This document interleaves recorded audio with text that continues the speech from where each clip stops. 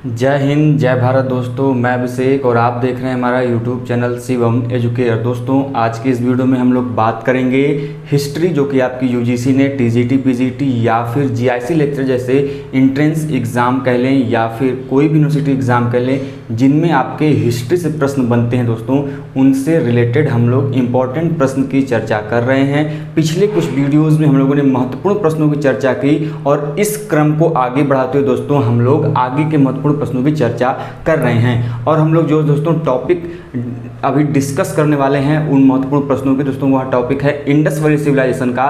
तो Indus valley civilisation के हम लोगों ने महत्वपूर्ण प्रश्नों की श्रृंखला को जारी रखा है और इसी क्रम में आज भी हम लोग बात करने वाले हैं। तो दोस्तों यदि आप चैनल पर नए हो, चैनल को सब्सक्राइब नहीं किया है तो चैनल को सब्सक्राइब करने के साथ ही दोस्तों बेल आइकन को प्रेस कर लें, जिससे कि आपके पास वीडियो की लेटेस्ट नोटिफिकेशन सबसे पहले आए। तो आइए दोस्तों बिना कुछ समय गवाए आज की क्वेश्चंस की तरफ चलते हैं। सबसे पहला प्रश्न है दोस्तों हमारा आपसे कि समाधि एच, जो सेमेंट्री एच बोलते हैं, इसका संबंध किस सैंधव पुरास्थल से है, अर्थात किस सैंधव जिसको हम लोग बोलते हैं हड़प्पन सिविलाइजेशन। तो वह कौन सा आपका हड़प्पन साइट दोस्तों जहां से सेमेंट्री एच या फिर कह लें समाधि एच का संबंध है दोस्तों, वह पुरास्थल है हड़प्पा। जी हाँ दोस्तों, हड़प्पा पुरास्थल से हमें सेमेंट्री एच का प्रमाण मिलता है, अर्थात समाधि एच की जानकारी मिलती है। और दोस्तों ये जो समाधि एच है, सेमेंट्री एच है, इसको खोजा गया था 1934 में। किसके द्वारा दोस्तों? तो माधो स्वरूप वत्स के द्वारा। जी हाँ दोस्तों, माधो स्वरूप वत्स ने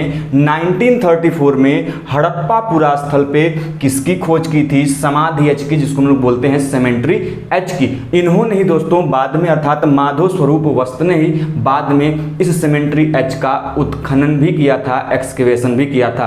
तो आपको यह सभी पॉइंट्स ध्यान रखने हैं कि कहाँ स्थित है, तो हड़प्पा में स्थित है। खोजा किसने था? तो माधव स्वरूप वत्स ने खोजा था। कब खोजा था? तो 1934 में खोजा था। और किसने एक्सकेवेशन किया था, इसका उत्खनन किसने किया था? तो इन्हीं ने, माधव स्वरूप वत्स जी ने उत्खनन किया था। आगे चलते हैं अगले प्रश्न की तरफ दोस्तों कि गरुड़ की आकृति वाली सेल खड़ी की एक मुहर जो है दोस्तों, यह किस सैंधव पुरास्थल से मिली है? दोस्तों आप सभी जानते हैं मुहरों की प्राप्ति सिंधु घाटी सभ्यता की एक विशेष देन मानी जाती है। और खासकर वह मुहरें किस चीज की बनी होती हैं, यह भी प्रश्न पूछ देता है कभी कभी कि सिंधु घाटी सभ्यता में मुहरों को मुख्यतः किस पदार्थ से या किस वस्तु से बनाया जाता था? दोस्तों उसको बोलते हैं सेल खड़ी। क्या बोलते हैं? सेल खड़ी। दोस्तों एक सेल खड़ी की ऐसी मुहर प्राप्त है जो कि किस आकृति की है? गरुड़ आकृति की है। गरुड़ आकृति होने के कारण यह थोड़ी सी यूनिक हो जाती है, इसीलिए इससे प्रश्न बनने की संभावना है दोस्तों। तो यह गरुड़ आकृति वाली सेल खड़ी की मुहर कहां से प्राप्त हुई दोस्तों? यह नाल संस्कृति है। नाल एक पुरास्थल भी है दोस्तों, इस नाल पुरास्थल से प्राप्त होता है। और यह नाल पुरास्थल 1925 टू 1926 के बीच में एच हरग्रिप्स ने क्या किया था? खोजा था, इसे उत्खनित किया था। तो आपको ध्यान रखना है दोस्तों, कहां से हमें मिली है गरुड़ आकृति वाली सेल खड़ी की मुहर? वह नाल पुरास्थल से मिली है, जिसे खोजा एवं उत्खनन किसने किया था? एच हरग्रिप्स ने।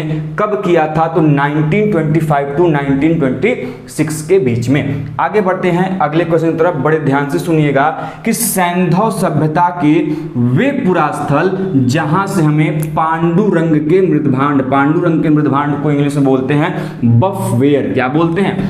बफवेयर। दोस्तों ऐसा कौन सा सैंधव स्थल वाला पुरास्थल है जहां से हमें पांडुरंग के मृदभांड अर्थात बफवेयर की प्राप्ति होती है? दोस्तों वह पुरास्थल हैं आपके क्वेटा, कुल्ली और आमरी और नाल। आमरी, नाल, क्वेटा, कुल्ली जो है दोस्तों, यहाँ से हमें पांडुरंग के मृदभांड अर्थात बफवेयर की प्राप्ति होती है। इसी कारण दोस्तों इस जो पुरास्थल हैं इनको एक संस्कृति के रूप में जानते हैं, जिसको नाम दिया गया है पांडु मृदभांड संस्कृति अर्थात बफवेयर कल्चर भी कहते हैं। तो आपको यदि कल्चर करके डिनोट करें तो आप कंफ्यूज नहीं होंगे कि ये तो मृदभांड थे, ये तो एक प्रकार के पात्र थे, कल्चर कैसे हो गए? दोस्तों इन विशेष प्रकार के मृदभांडों के पाए जाने के कारण वह कौन सा मृदभांड है? पांडुरंग मृदभांड अर्थात बफवेयर है। उस संस्कृति का, उस स्थलों का एक संस्कृति का नाम दे दिया गया, जिसे नाम दिया गया पांडुरंग मृदभांड संस्कृति। और इस संस्कृति के प्रमाण कहाँ पे मिलते हैं? तो क्वेटा से,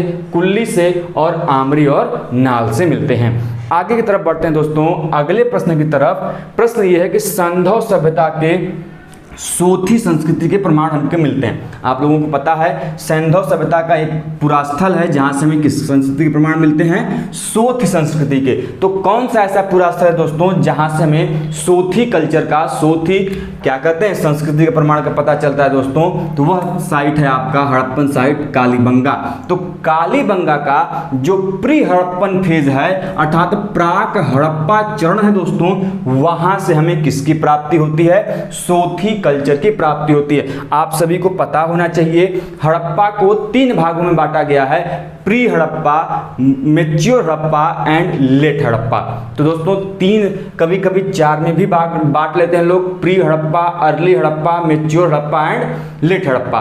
तो ऐसे बांटा जाता है। तो इसमें जो प्राक हड़प्पा का चरण है दोस्तों, वहां के जो कालीबंगा का जो प्राक हड़प्पा चरण है वहां से हमें क्या, किसकी संस्कृति की जानकारी मिलती है, सोथी कल्चर की, सोथी संस्कृति की जानकारी मिलती है। सोथी कल्चर से भी आपके एग्जाम में प्रश्न बनते रहते हैं कि भैया सोथी संस्कृति कहां पर स्थित है, कैसे संबंधित है? तो भैया यह राजस्थान के घग्गर और जो चौतंग नदी का मैदानी इलाका है, यह वहां पर विकसित संस्कृति है। कहां पर? तो राजस्थान का जो घग्गर और चौतंग नदी का मैदानी क्षेत्र है वहां पर यह सोथी कल्चर विकसित हुई। और इसका उत्खनन किसने किया दोस्तों? तो उत्खनन किया था अमलानंद घोष ने। किसने किया था दोस्तों? अमलानंद घोष ने इसका एक्सकवेशन किया था, उत्खनन किया था। और खोजा किसने था इसको? तो वह खोजे थे ल्यूगी पियो टेस्सिटोरी। नाम बड़ा अजीब सा है लेकिन आपको ध्यान रखना होगा, पूछा जा सकता है, खासकर उत्खनन करता पूछता है, लेकिन यदि आपसे खोज करता पूछ दे तो भी आपको ध्यान रखना है कि ल्यूगी पियो टेस्सिटोरी कौन थे? तो वह थे दोस्तों सोथी कल्चर के अर्थात सोथी संस्कृति के क्या थे, खोज करता थे। आगे बढ़ते हैं अगले क्वेश्चन की तरफ, बड़ा महत्वपूर्ण है और आपको जानना चाहिए कि सिंधु सभ्यता को प्रथम नगरीय क्रांति कहकर किसने कहा, संबोधित किया? First urban civilisation. आप सभी जानते हैं भारत में 2 नगरीय क्रांति के हमें प्रमाण मिलते हैं। एक मिलता है प्रथम नगरीय क्रांति, दूसरा कब मिलता है यह आप में कमेंट बॉक्स में कमेंट करके बताएंगे, ठीक है?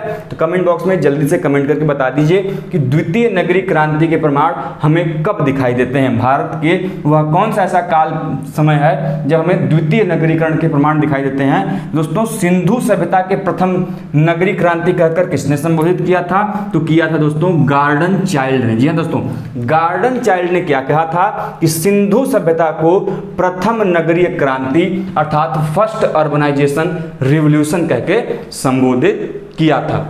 अगला प्रश्न है, आप सभी जानते हैं कि हड़प्पा सभ्यता का नाम हड़प्पा क्यों पड़ा? तो हड़प्पा सभ्यता का नाम हड़प्पा क्यों पड़ा? क्योंकि प्रथम प्रकाश में जो पुरास्थल आया था और जो प्रथम प्रकाशित पुरास्थल उत्खनित किया गया था दोस्तों वह था हड़प्पा, और इसी हड़प्पा के कारण इसका नाम पड़ा हड़प्पा सभ्यता। तो प्रश्न पूछ देता है कभी कभी कि भैया जो हड़प्पा का टीला था इसे सबसे पहले किसने खोजा था, या फिर इसका उल्लेख सबसे पहले किस व्यक्ति ने किया था?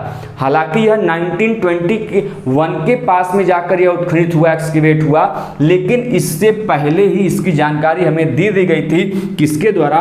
चार्ल्स मैसन के द्वारा 1826 में अर्थात 1826 में। तो चार्ल्स मैसन के द्वारा 1826 में सबसे पहली बार हड़प्पीय टीले का, जो हड़प्पा का माउंड था, उसका क्या किया गया था? उल्लेख किया गया था। तो आपको ध्यान रखना है हड़प्पा टीले का उल्लेख करने वाले प्रथम व्यक्ति कौन थे? तो वह व्यक्ति थे चार्ल्स मैसन। और किस वर्ष किया था यह भी एग्जाम में आता है, तो यह किया था 1826 में।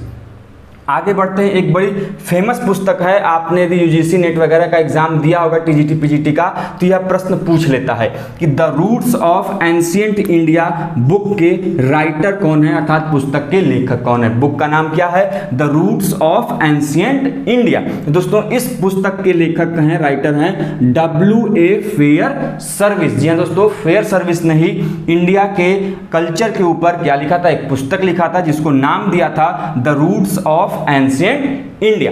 अगले प्रश्न की तरफ चलते हैं कि किस व्यक्ति ने सर्वप्रथम सिंधु सभ्यता शब्द का प्रयोग किया था?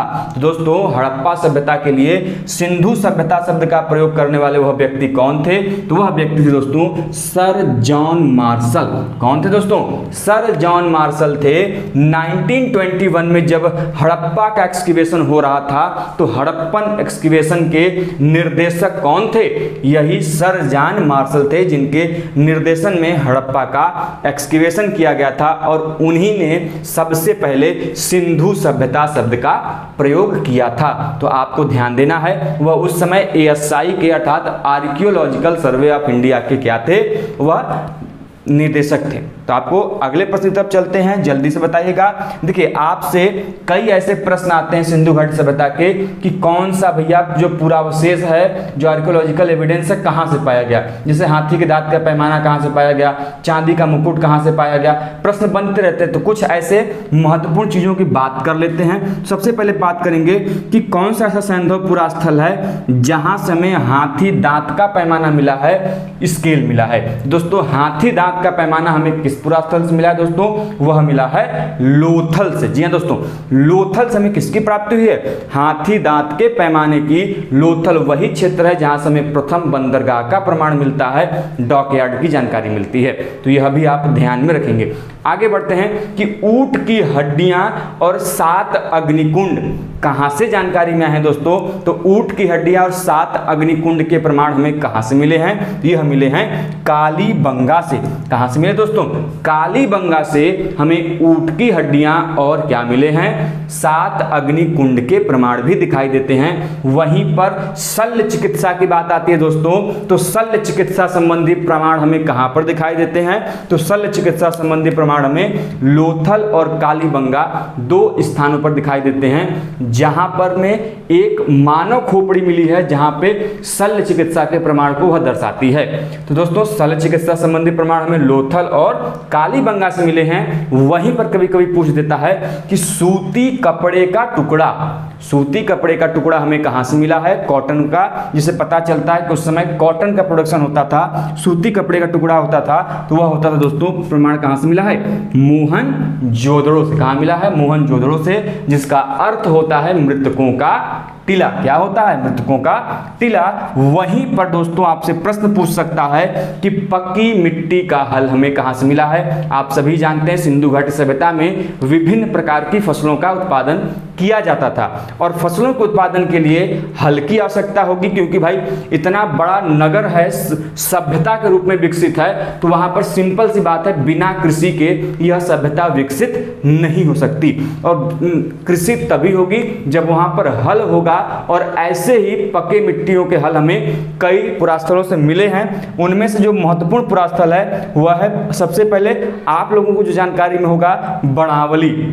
बड़ावली पुरास्थल से क्या है, हमें पक्की मिट्टी के हल मिला है, साथ में बहावलपुर से भी पक्की मिट्टियों के हल मिले हैं।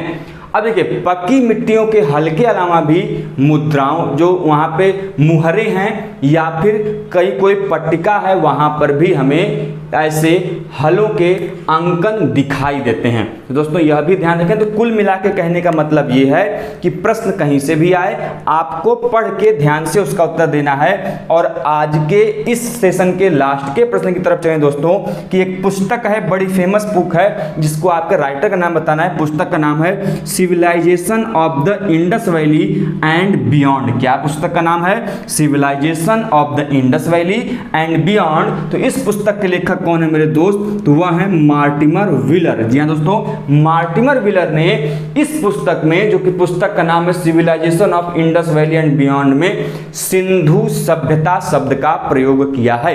तो कभी कभी पूछ लेता है कि मार्टिमर व्हीलर ने किस पुस्तक में सिंधु सभ्यता शब्द का प्रयोग किया था, उनकी उस पुस्तक का नाम क्या था, तो civilisation of the Indus valley and beyond था। तो उम्मीद करते हैं मेरे दोस्त, यदि आप किसी भी कॉम्पिटिटिव एग्जाम की तैयारी कर रहे होंगे जिनमें हिस्ट्री संबंधित प्रश्न पूछते होंगे, तो आपके लिए यह वीडियो फायदेमंद हुआ होगा। तो यदि दोस्तों आपके लिए एक वीडियो काम की है, आपको हेल्पफुल लगी और चैनल पर नए हो तो चैनल को सब्सक्राइब करिए, चैनल को विजिट करिए। आपके लिए काफ़ी बेहद महत्वपूर्ण जानकारी हम चैनल पर डेली बेसिस पर अपलोड करते रहते हैं। दोस्तों मिलते हैं ऐसे इंटरेस्टिंग वीडियो के साथ नेक्स्ट वीडियो में। तब तक के लिए स्वस्थ रहिए, मस्त रहिए, टाटा गुड बाय, जय हिंद, जय भारत, हर हर महादेव।